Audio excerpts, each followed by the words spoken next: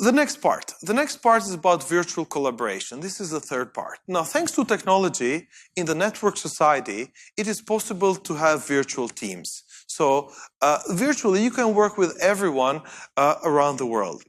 The website you are checking this course from is built that way. Someone, or even this course, people involved in building this course or making this possible, audio, editing, the website, the materials, are from 3 different countries. 2 of them I never met.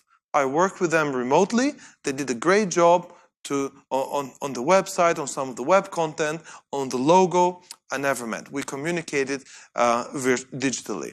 And that is the power of tools and technologies and the virtual teams.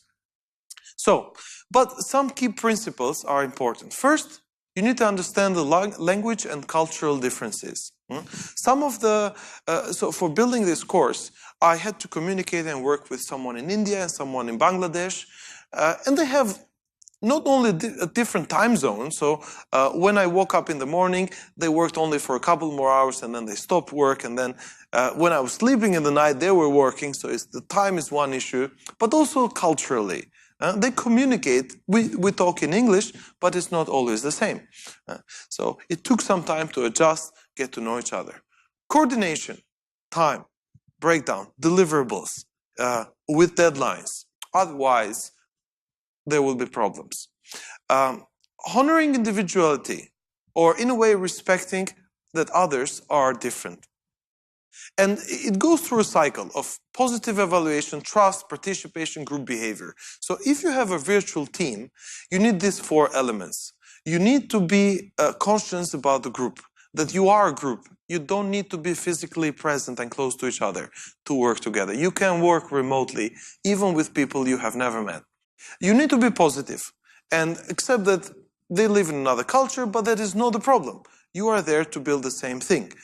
It can be a video game, it can be a project, any creative project involves different skills. If you don't have them in your country or next to where you are, you can work with anyone remotely. There is no limit. Someone can edit a video for you, send it back to you, and you can use it. Trust, you need to trust them. There are some bad stories, but there are also very good stories, but you definitely need trust. There are monitoring tools. There are tools that architects use maybe to record screen when they are working on a project to show that they are actually working on it. Web designers use that as well. They record screen on 10-minute intervals, for example.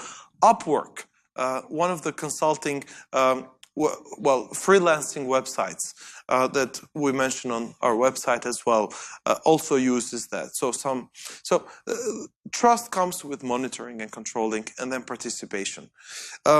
But all these are related. Top virtual team.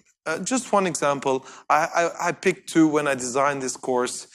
So Upwork, they promote the top freelancers that are good at working in a team. So if you are part of a larger community of freelancers, like Upwork, Freelancer, and a few other, well, not only you have access to a global marketplace of customers, but at the same time, the platform, they charge 20%, Upwork charges 20%, but they also give you access, they promote your profile, they help you do more with what you do, and so on. And they help you to find other partners to work with, to build a team. One key element to consider when working internationally is taxation and opportunities. Different countries have different taxation rules and regulations. So, and maybe you have always had that dream that you want to just be in that position, like in the picture, and look at the city and relax and work with your computer from there or from the beach. As a creative person, it is not easy to reach that level. So, top 5 places to be your own boss. As a creative person, you can, because nowadays, thanks to technology, you need a computer connection, the right software, and if you have global clients, you can. Our number 1, Hong Kong, because of the high density of in a way, financial services, business services, creative services, close to China. So a business hub, a lot of money going through Hong Kong, a lot of businesses, also very famous for the creative media, movies. You know, a lot of movies are made in Hong Kong. Most probably, you know, Jackie Chan and a few others.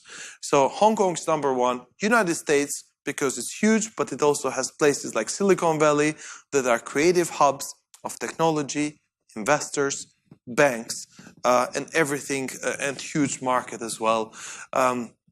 South Korea, technologically advanced.